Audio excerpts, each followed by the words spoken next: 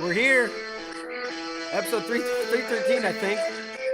And June 14th, 2022. And we got a little music on the way. J'den Cox. Say what? I said you got some music here from J'den Cox. What you playing, J'den? I am playing. I'm working on this GarageBand app thing. So, yeah, it's hard though because you say it's an excuse, but my fingers are just really big for this thing. But it's. There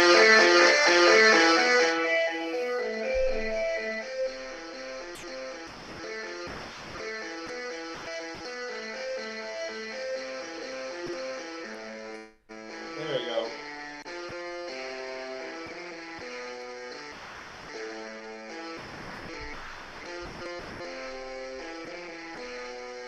Of course, I play it right after the fact. That's great. That's just wonderful. So what? That it generates notes that you gotta hit. Yeah, I gotta hit them. Like it just does it for, and then I just record it whenever I'm ready to. So you play the guitar, right? You play the acoustic. Do you play like an electric guitar? I don't play electric guitar. I don't think I've ever played an electric guitar. So I would like to. And I know it's a little bit different. Like I don't think I've really even put my hands on one. So I haven't really dabbled in it, but I definitely would like to. I'd like to own one and kind of feel it out. I think it'd be kind of fun. So you play guitar. Why the need for like GarageBand? So one plethora of instruments that I can play on there. So it's a little bit easier than just owning a bunch of them. And also because currently my guitar has no strings. I feel like you there it pops off. It's a sad day. So you got any music stores out there in Michigan, or they don't have music stores? Oh, they do. They do. I've just been busy. It's just like it's not high on my priority list, you know. And plus, GarageBand's being a nice substitute right now. What could you possibly have been busy doing? I mean, everything. I mean, Making a world team traveling, the once again. training, wrestling, all that stuff. Yeah. Vader, the usual stuff. Yep. What is this? Your sixth team? 16? My sixth team, yeah. Man, not a baby anymore. Don't say that. I'm still young. You're still young. You're just not a baby. You're just not a baby. Okay. That's true. That's true. So Nate Jackson, right? You guys went 3 matches, great series out in Stillwater. When did you first meet him? Did you know him before you started training at the NJRTC? I knew him a little bit. I can't say that our relationship was really extensive because that kind of happened later on as we got to know each other. But I can't say that I knew him too well, but I knew of him. And then obviously, as the years went on, we just became really good friends, and at one point partners and everything like that. And on and off the mat, I think there was a lot of bonding there. And also like I had been around, like it would just be like we'd run into each other at like tournaments or stuff, whether I'd be competing or not and everything. I think at one point I actually coached him. He like asked me to coach one of his matches whenever I think it was at the Schultz. I think he had I don't think he had a coach at the time, and he just asked me to be in his corner for one of the matches. Yeah, so I mean, it's been a couple years of a growing relationship. It just grew fast. I think we have a lot of similarities of how we carry ourselves and the respect that we have for one another. And I definitely respect Nate for like just who he is as a person and how he carries himself and everything he's involved in. I mean, the guy, what he's doing is amazing. He's just winning at life as far as, the strides he's making as a wrestler, being a father, being a husband, a coach, being the president of BWA, standing up for what he believes in and it's just, it's amazing what all he's able to balance on his plate. So I think the dude's all around winning. Yeah.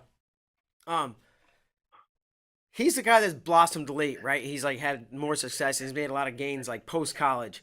Could you feel that, in the time that you trained with him? You take the day one or early on, whatever you want to call it, wrestling with him versus, maybe the last version of him you wrestled with training wise.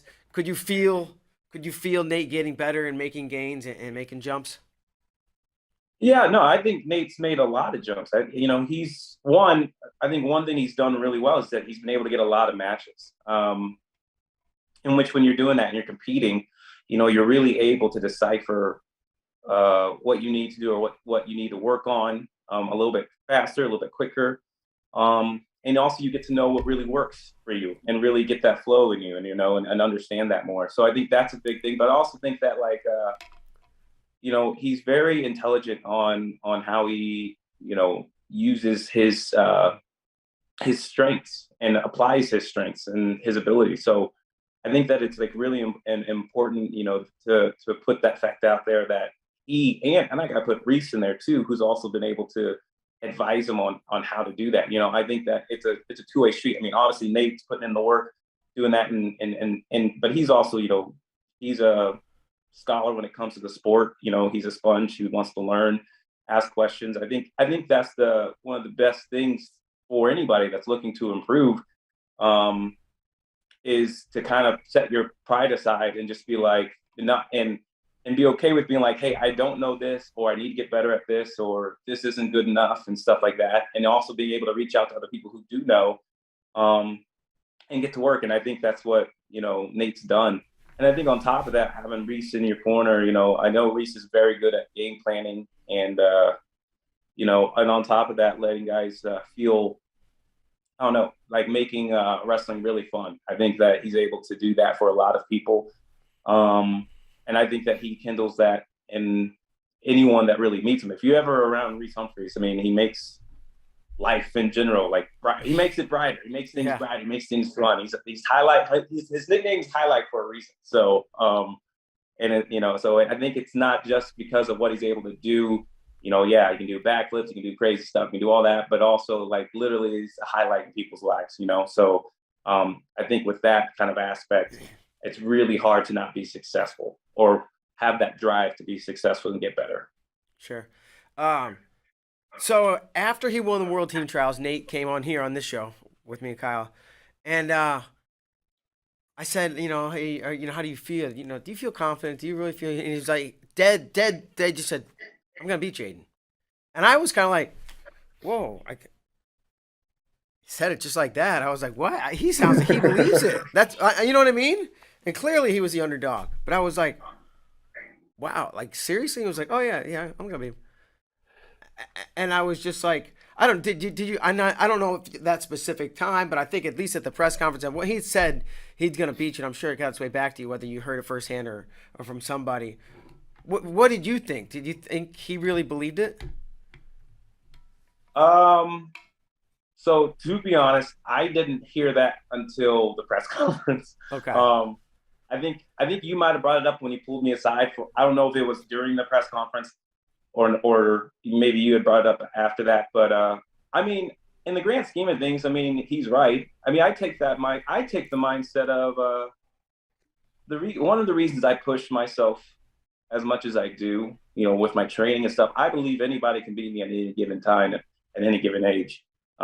Whatever. I don't care if you're, I don't care if you're 2 years old or anything. I say that I can lose to anybody on any given day. I truly believe that. So like, I think that like he's not wrong. I'm human. Everybody is. So he's not wrong, and you should have faith in yourself and believe in yourself and put your best foot forward. I think that's the big thing. I don't know. Even if I had heard it, I don't think I would have taken it to heart. Yeah. Maybe I would have used it to fuel my training, maybe, but I don't think I would be upset. I'm not going to be upset with somebody believing in themselves, having faith in themselves, or saying what they need to say as, to put themselves in the right mindset, as long as it's respectful. Like, don't be going around them trying to say something about my mom or something like that, because that puts you in the right. That's going to cause some problems. But like, you know what I mean? Like, I don't have any problem with that now. Like, and I said it in my interview, believing it's one thing, but doing it's another. And and he pushed me. He did push me to my limits. I think that it was really good for me to get a match that was tough and that was tested. And kind of remind me, so I've only wrestled, I think, 2 matches. Well, now 5 matches now since the Worlds, and before that it was only 2 before wrestling Nate with Kyle. And so, it was good to go through those battles and those fights and the tough moments and stuff, and having to figure out. I thought it was I had fun with the match. I mean, we were talking about it in the airport afterward because we were on the same flights and stuff. And it was a chess match, and we knew it. We were talking about all the stuff we were thinking and whatnot. Like, there was a lot going on. Sorry, excuse me. With that match, as far as what we were game planning and playing the chess game and stuff like that. And so, and it was a good time. And even Reese was there, and we were cracking jokes and having a good time, and left it out there on the mat. Can you share any of those moments of that conversation about the chess match and where you guys were talking about how you were strategizing against each other? Because that sounds fascinating. Yeah. So one of the things was, for me, and I was talking to Nate, it was like, for the first match, I was like feeling out, and I could feel that you really wanted to throw an underhook on the left side, because against Snyder, I was having a lot of trouble not letting that underhook in. And then on top of that, when he got to it, he was able to throw it by. And I made the mistake when I got underhooks, I brought my arm over the top instead of stopping him first. So I didn't stop him and brace it and level down. I tried to go over the top, and I kind of came up, and then he threw it. He just kept throwing it by and covered so much ground because he was far away. Like, if you don't know, Nate has go-go gadget arms. Like, he has go-go gadget arms on top of go-go gadget arms. And on top of that, he's able to cover distance really, really quick. And so then, he throws it by and he goes for a knee pick. And then from that point on, I knew for me, especially the first match, I was like, you are not underhooking me again, period, the end, at least in this match. And so, like, every time he went to the underhook, I started like punching that arm down really hard. Like, if you're I'm going to make you pay for trying to throw this underhook. And then he was like, yeah, I felt that because on one of them, his elbow kind of got caught. And then in the second match, and I'm just going to give like a little, and then the second match, I love it. he was really trying to look out for the sweep single. And because that's what gave me the takedown the first one. And he did a really good job of going from me trying to shoot the sweep to him stepping out to the same side. So he would I would shoot the sweep, I'd be coming for the sweep, and he would step out and go to the same direction. So I had nothing to defend this way. And then he would drop to a pick, or he would drop to a pick and come up to the underhook. And he did a really good job on that.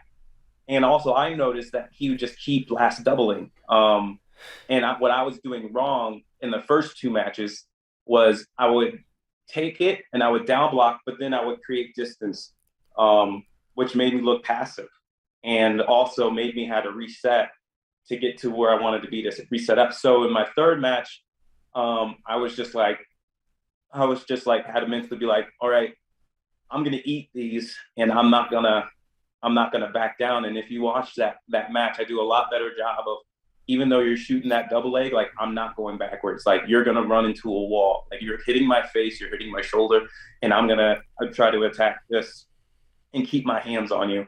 And in a couple situations, in all the situations I scored, that's kind of what happened. And so everything happened up close and getting my hands on them. Able to get them moving with my hands, and hand fight led to my first takedown. He doubled, then I snapped, faked, underhook, pull, went right to my sweep, was able to get in, and got the leg up high. And then the other times was just like, I'm just going to keep being in your face to get these other 2 points. So I had to kind of man up there a little bit, because those doubles are hard. They have ill intent, every single one of them. And I told him, like my face was messed up, my shoulder was messed up. It was a hard day's work, but worth it for sure. Yeah. And he was like, he talked about how, the hardest thing was making adjustments, because he knew I was going to make adjustments. He knew it was a chess match, and I think he said something along the lines like, it was hard to stick with one game plan, knowing that you were going to game plan for that game plan and need to move on to another one. But at the same time, you want to do what works, but also know that you're going to game plan against that. So it was fun. And Reese and I were talking and everything. And, after the match, I told Nate, man, he's great. He is great. It was a good match. And, thank you. It was a good one. Fascinating breakdown, J'den. That was great. Thank you. So at the end of match 2, you guys are in Stillwater, right? You win match 1, he wins match 2. What do you do between rounds? How much do you rest? Where are you at mentally and or emotionally? Yeah. So after match 1, I've been praying a lot and stuff, and I went back to my hotel room and I wrote down, in my prayer journal, God, one more time. Amen. That's it. That's all I wrote. And so I was feeling good. Obviously, you want to get the second match done and out. You know that it's going to be a fight because this person has nothing to lose. The other guy's just coming at you. And I think you've seen that throughout Final X's, even the ones in New York in different times, in different years of Final X. So, it's coming, but, you're trying to get the job done. But you also feel a little bit more relaxed. I think the hardest thing is not being too relaxed, but also matching the intensity that's coming from the other guy.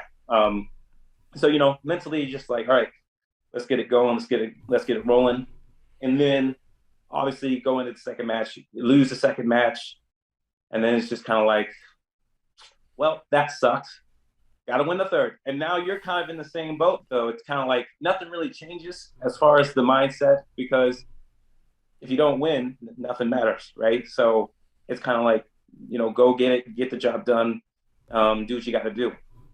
And so, you kind of get it together and get back. And I remember, I talked to Nate about it because I was like, I don't think he heard me. I don't think he thought that I heard him, but I don't think he heard me. So then we're going up the stairs in the back, and Nate's like going off like, man, he don't want it. He's not that guy. And and I was like, and I started yelling.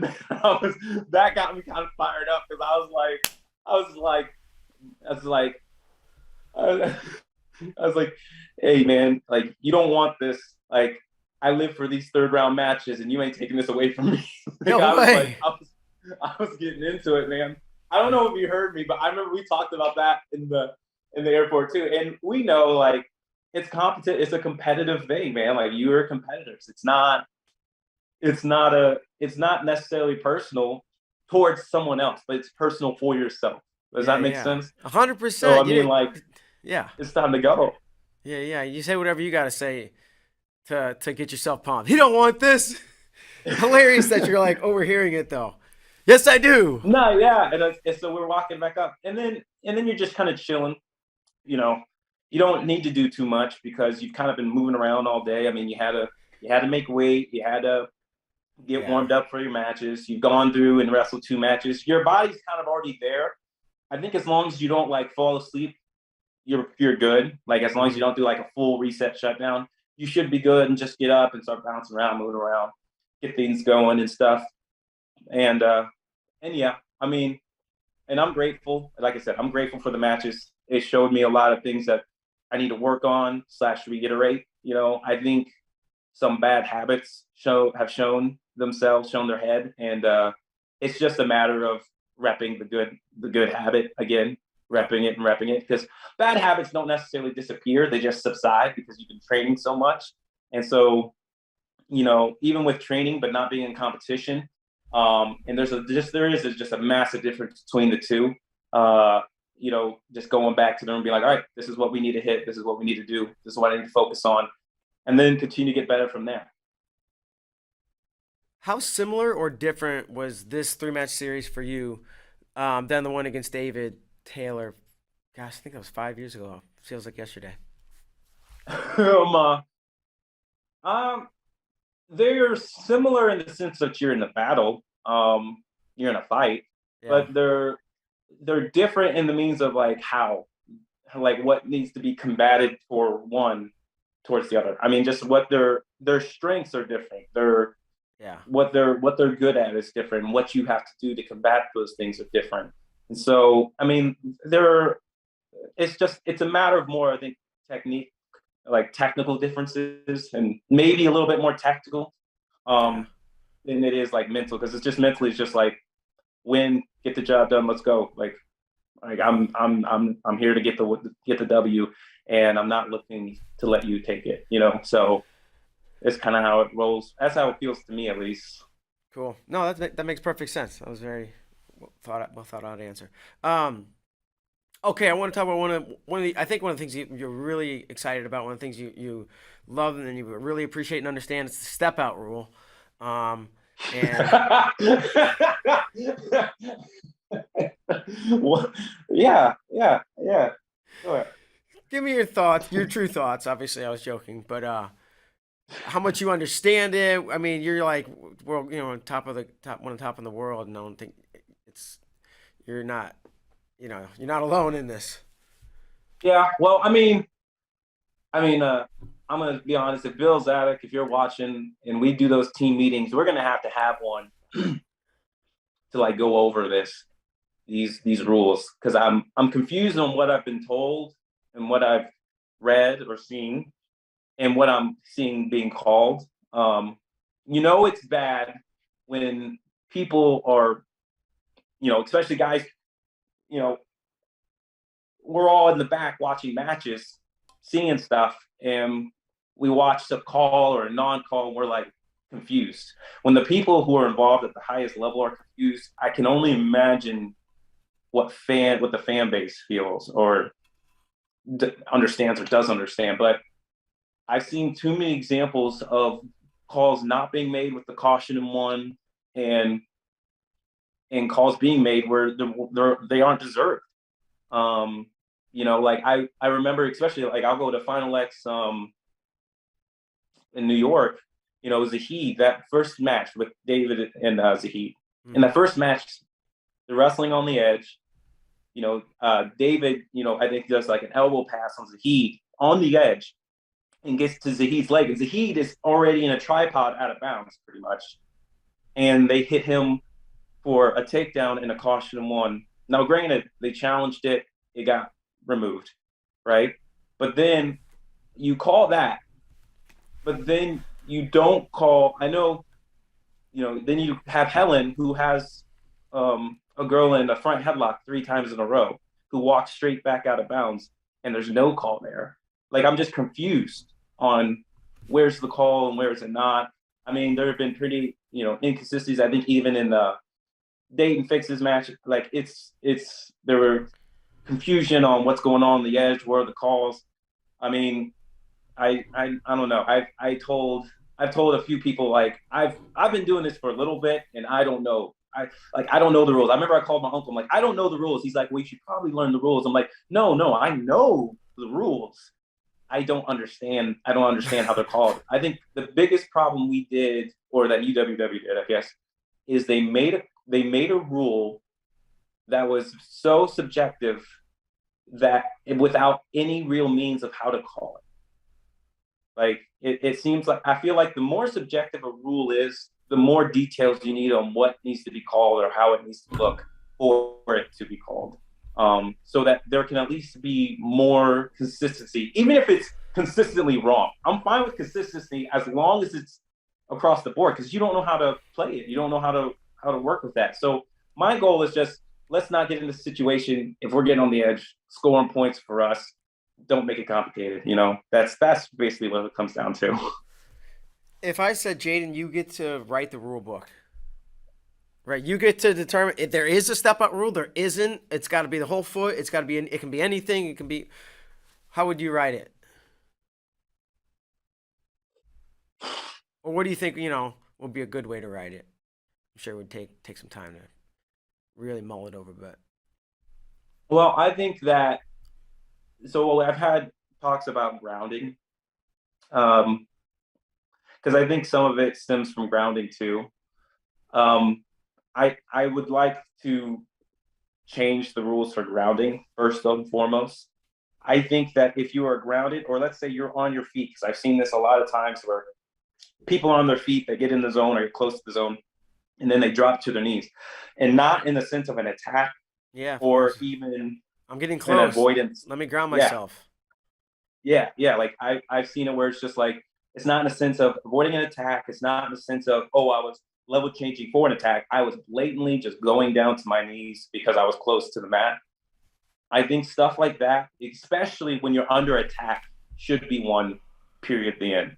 Like, I'm fine with there being wrestling, because we've seen that. I think we saw, a great match for that was I think Fix and Gross. They had a couple times where they were wrestling on the edge and went out of bounds and nothing was called. I'm fine with there being a scramble and action being done, but if you just kind of bail to go down, it should be one, in my opinion. I'd even be fine with, like, especially including the caution, if a person takes 3 or 4 steps straight backwards and goes out of bounds, that should be a caution and one. At least there's give a means of how to call that. Like, I'd be fine with that. I'm fine with the whole foot rule, because I think that with there being a push out rule, you want to also maximize the available space to be wrestled on. So I'm fine with that being a whole foot. I don't have an issue with that. But I believe anytime someone is grounded or on their knees and they're going under attack, it should be one if they go out of bounds. It should not just be a grounded, come back to the center. Okay, I like that. You want me to talk to some people and make that happen? If you can. I think that I think that people, I think that UWW, I think they do, for the most part, they do an all right job. I think the last couple of years we can agree that a lot of the rule changes and things that have come up for the changes to freestyle have been great since 2013. When they got rid of the ball draw and they switched over to cumulative scoring, 2-point take count, because it was 1 point, I think 2013 and on, it's been great. And yeah, there have been tweaks here and there. But even going back to that first year, 2013, when they had the 2-point takedowns and the 1-point step out, which I think that was new that year, that was Yeah, Burroughs, the guy Burroughs wrestled in the World Finals, Akbari of Iran, people have been doing that drop your knees on the edge since the rule was implemented back then. I just think it's more common now because I remember thinking, how is he not getting to put? It was so new, I didn't even know the rules, right? I was like, yeah. he went out of bounds, and they're like, oh, I don't know if he's grounded, that doesn't count. But he was clearly throwing himself onto the ground, and it was smart, getting ones instead of twos. Yeah, no, and I get it, but it's something that I don't know. I just don't agree with because like now, and I'd even be fine with it. Like it's just such a blatant thing. Like you can just see it, and maybe like we can see it, and like maybe some refs can't see it. I'm not sure. But it's just Sometimes it's very very blatant. sometimes it's super blatant. Sometimes it's like, well, you could say he was down blocking or sprawling, maybe. Yeah, but a lot of times I like it's just like you're on your knees because you're getting your finger close. Like it's I can see it both ways, but it's just kind of like it's really hard. I mean, example, and I gotta give credit where credit's due. Chance Monso wrestled JB really well, Yeah, especially the second match. so Um, great, masterpiece. yeah, he did, but I like that was kind of one of the matches where I'm like, there's a lot of going to your knees on the edge here, like kind of where's the call, and then when they did call them and they hit him, I mean, honestly, that helped him. That helped him not have to be on his feet with JB because then they put him they put him Oh down. man, that Um, would talk about another rule that like they should give the guy a caution one. Do you want him down? Like they do in right. Greco, right? They give the one when nothing happens, and then the guy's like, yeah, put him. He goes like this. I'm sure you could say neutral, but yeah, Right. No, I agree. Like I think that you can I have a choice in the matter. yeah, Um, that they need to change that. but and also at the same time, and maybe it's the thing where like because in my I have two stances on it. Like, do I? Because I'm like I'm on both sides. Because I'm like, do I think Chance wrestled enough and did enough to earn the right to be able to do that? Yes, I do. I give that credit where it's due because it was amazing. And plus, who you're doing it against, you're doing it against the greatest of all time. But also, do I think that in fairness of what the rule is and what it should be, do I think that it's, I guess, rule wise correct? No, I don't. But um, like I said, that's just honestly, it's a smaller problem than in the world, obviously, but it's just something that I want to get figured out because like I want to understand it. I want to be able to utilize it. Um, I mean, everyone knows that there's a way to game rules and game the system of the game and prepare for matches tactically. So, like I said, I don't care how it's called. I just care that it's consistent, or as consistent as possible. I Mm-hmm. get it. There's going to be bad calls. There's going to be things that happen. There's going to be whatever. But as long as there's a consistency, there's an ability to make adjustments and game plan for it.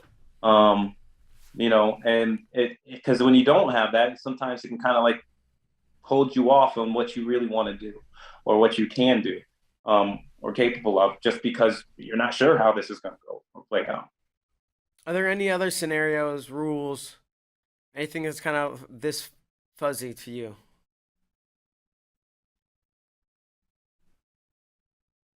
This seems like one of the most ambiguous and one of the ones you see a lot. Yeah, I mean that's the biggest one. I think one other thing maybe, and this is like I said, I think that passivity should wait to be called at least a minute in. I've seen a couple matches and throughout my career, a couple matches where it's like first 30 seconds, 45 seconds. I think that a minute should be allowed to go past to allow people to kind of get in the flow and get to wrestling before passivity is called in the first period. All right. I get it if it's in the first second of the second period, first 30 seconds, because now you're getting into the meat of it all, and you want to give if someone's going to get put on the clock, you want to give that clock and give that point and allow people to wrestle through situations.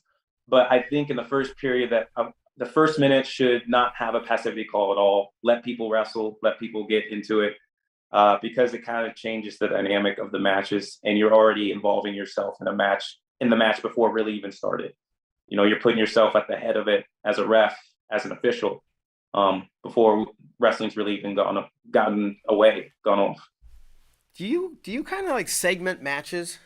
You were just saying you're like, in the first 30 seconds you're feeling the flow, and you're like they're early in the second half, that's like the meat of the match. Do you kind of like? Well, like for myself or in general? Yeah, I guess. Oh. Well, I think some, for me personally, I think some of it's just out of habit. Uh-huh. And like, so for me, it's like trying to break, like I'm trying to break habits. I'm trying to be a little bit more active, especially in the first couple seconds and whatnot. And I'm working on opening up more, and and I think it comes down to me believing in my ability more.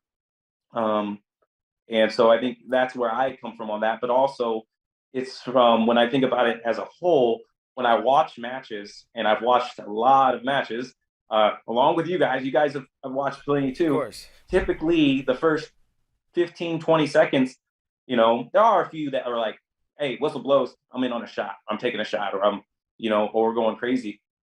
But typically, the first 20 seconds, 25 seconds, the guys are just kind of like, all right, feeling it out, looking, seeing what they're feeling, what they're seeing what they're feeling, and then going out there, and then they put things together.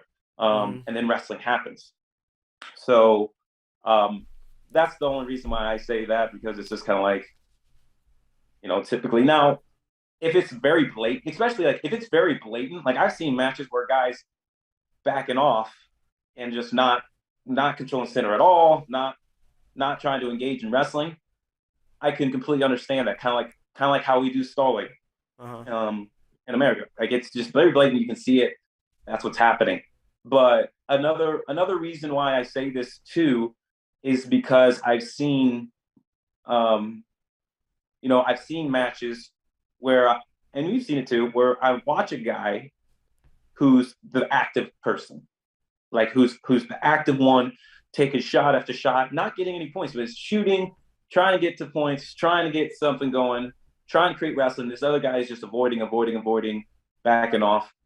And then they put that guy on the clock. They put the person who was being defensive and not really attacking, was being pushed to the edge, and then just circling off really hard to come back to center and stuff, gets put on the passivity and gets put on the clock. But then in the next round, I've seen it where, like, and this has gotten a little bit better, but I've seen it where the same thing is happening, but yet the other guy gets put on the clock, and now they're in the position where they have to score. Yeah. And if they don't score, the point goes up for the other guy, and then they lose matches.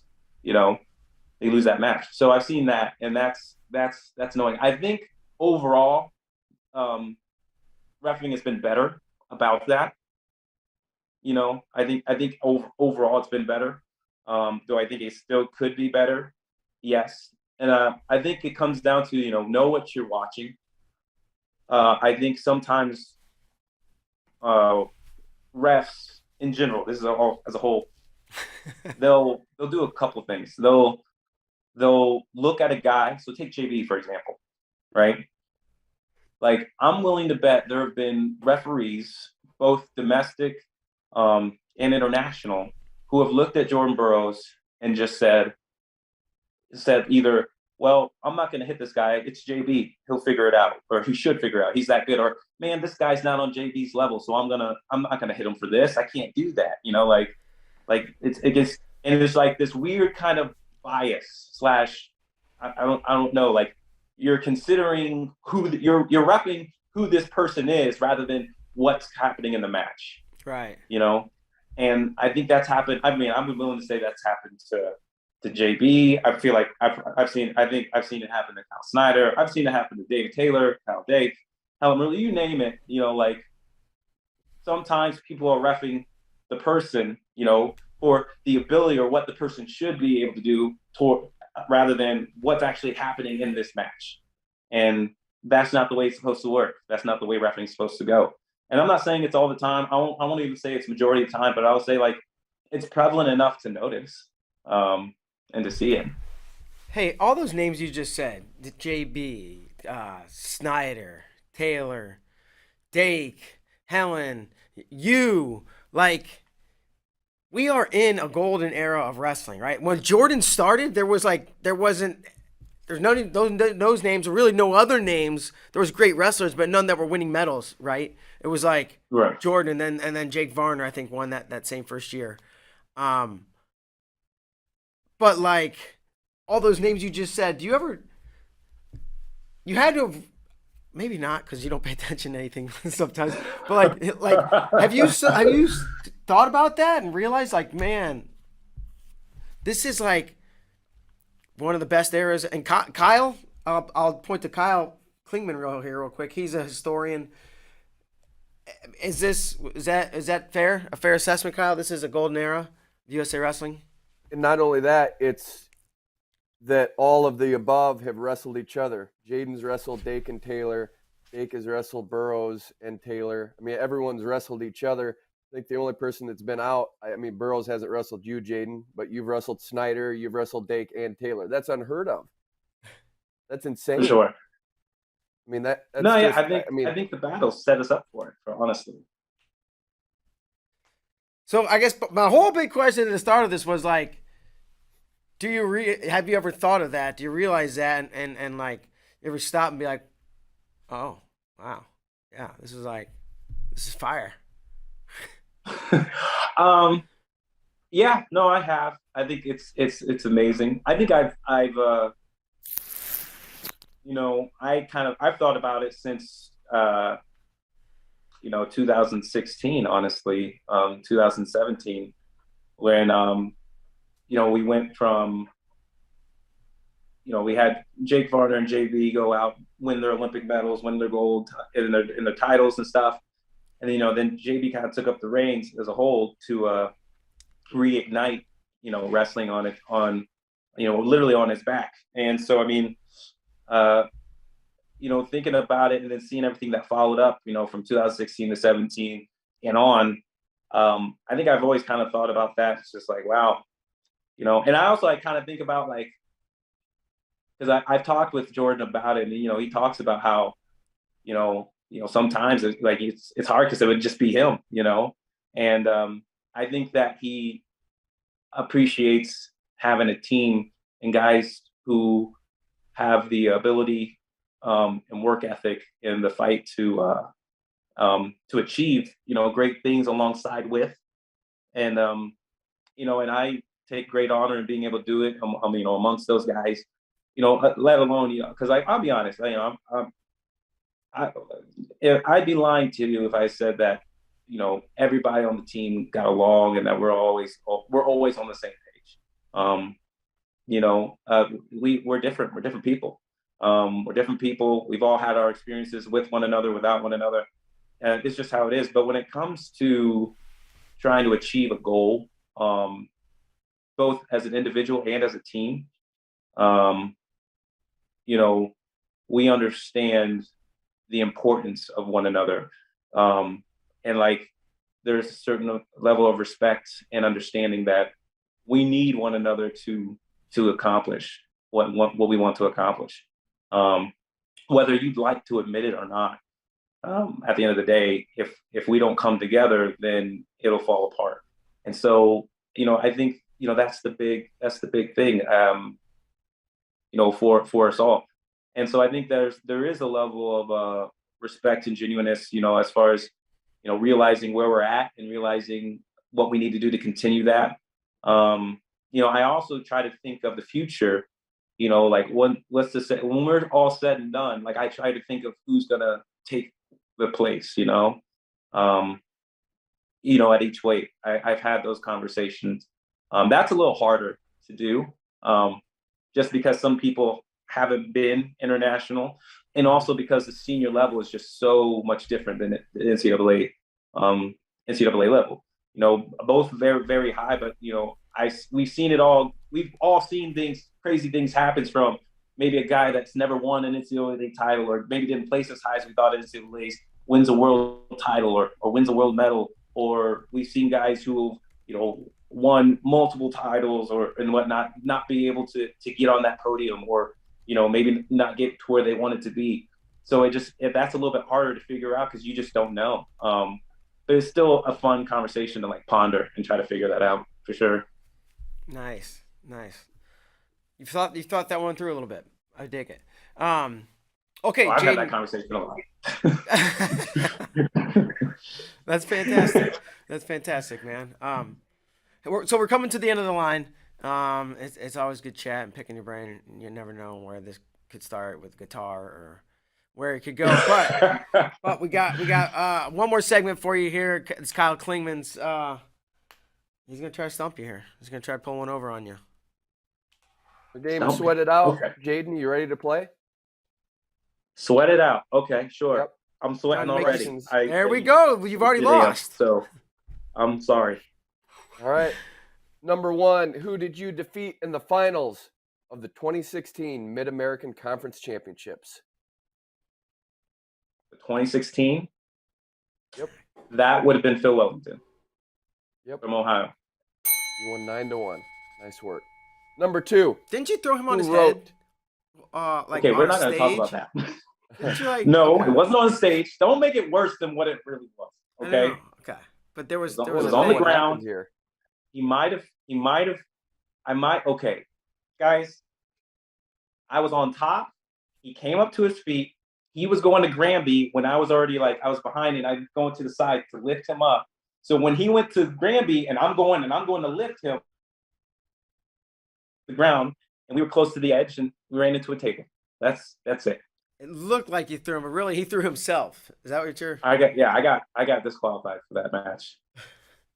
I remember that one. I was not happy about that. Clearly I remember. I brought it up. Yeah. I had to write him an apology letter. You did? Really? I did. Yeah, no, but so I'm weird when it comes to apologizing. I really only apologize if I really mean it. So and I'm sorry for the sweat thing, but so I wrote a letter to him, and it stated, because Brian Smith was making me write a letter, and I said I'll write the letter, but I'm not gonna apologize. I said, so in the letter I was like, hey, I'm sorry if you may have gotten hurt for what I did, which he didn't, because he came back to the center of the mat. Because the reason I got disqualified is his coach came out when he was on the line and took his headgear off of him and made him and then they disqualified him.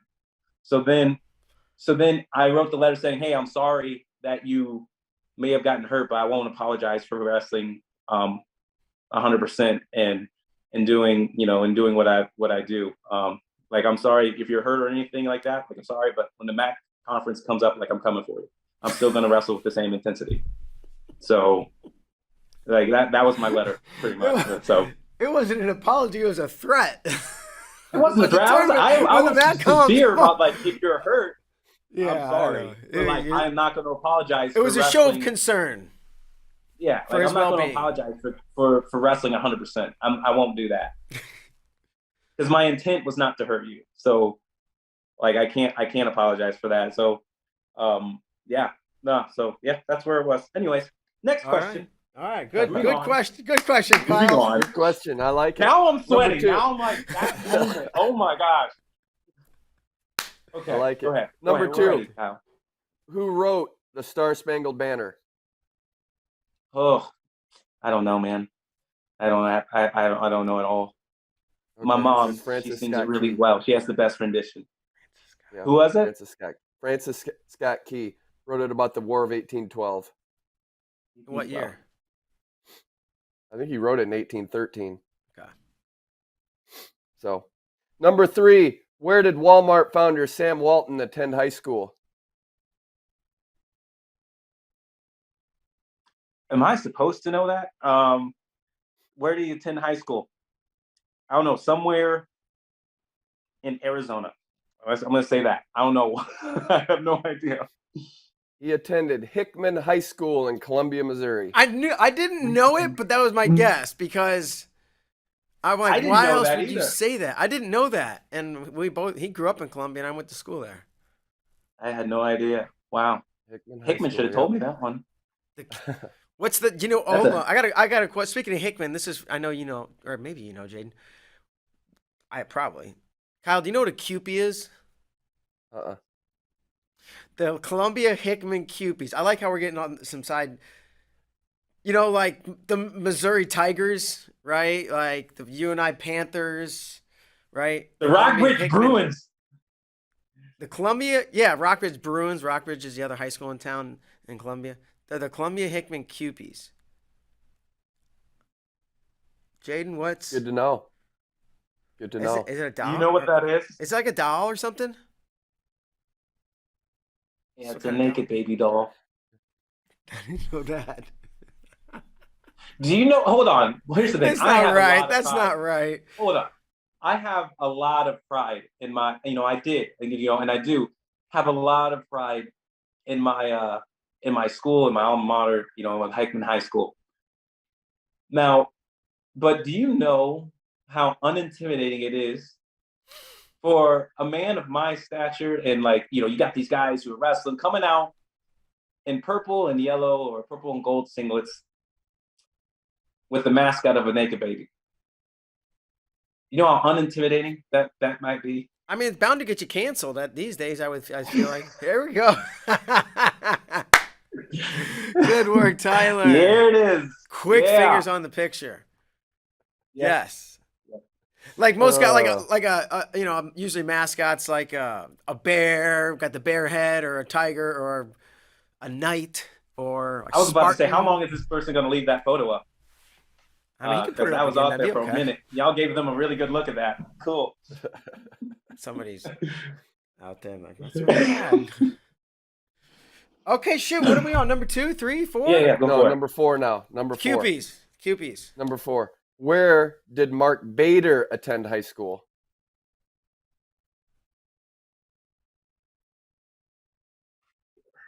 Gosh, you should have asked me where you attended college. I would have gotten that one. Well, that's easy. You didn't go to Hickman High School, did you?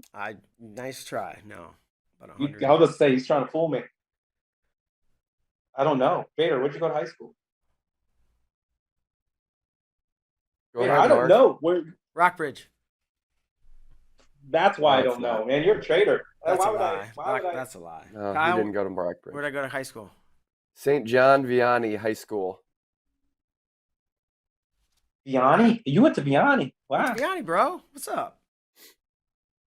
Okay. Wow. What's he? 1 for 3? You're kicking his butt. One Kyle? for 4. I'm terrible Final at one, this. though. We'll see if we can get the final one.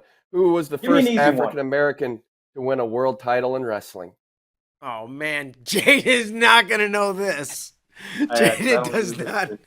No I offense. don't do history. Yeah, let's give enough. Like that's. Like to say, you're gonna ruin me. If you said who's the first black president, he maybe he can get it, but. Who's that? All right, who was the first? I'm joking. Who was I'm the joking. first president of you the are. United States? Who was the first president of the United States? Do you know that? Are you serious right now? George Washington. Yeah, you got it. That For one. a I'm second, talking I was about, like, he's not gonna you not could ask get me a more this. difficult question. I need to. So here's what I just realized. I need to do a lot more random facts. And just look up random facts on Google. That did make me sweat. Holy cow! I like. Oh wow! Well, we got So now I need to. we sidetracked. Well, go ahead. We sidetracked a little bit. We got we got down a Cupid rabbit hole. We get you attempting to murder Phil Wellington. We went down. I did not do that. A bunch of different ways. I know, but I need to look up some more random facts and stuff like that. But man, that does make you sweat. I about lost 2 pounds doing that. Well, this is like the sweatinest dude we've ever met. So it doesn't take a whole lot. J'den sweats. Oh, Hashtag J'den no, sweats. Yeah, that should be it. nah, but like I always enjoy coming on here talking with you guys. I think I need to return the favor. I'm gonna put Kyle in the hot seat. I'm gonna ask questions to him next time. I'm gonna do the J'den Sweats stuff. I'm gonna test his knowledge.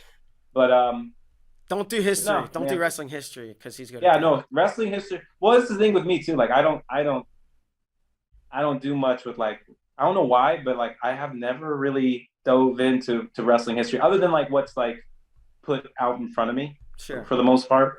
But I don't know why. I focus on You're the here and the busy now. doing For the it. most part. You're busy figuring it out, understanding it, like being it. Trying to make history. I'm trying to Yeah. write. I'm trying to do my own history. You know, but no, I enjoy coming on here with you guys. I enjoy the platform. Thank you guys very much. I learned a lot about you, Vader. Today I learned about your high school alma mater and everything. So, but no, thank you guys for having me on. And yeah, let's crush it. Let's get another one. My big goal, other than winning a world title, is also winning a team title.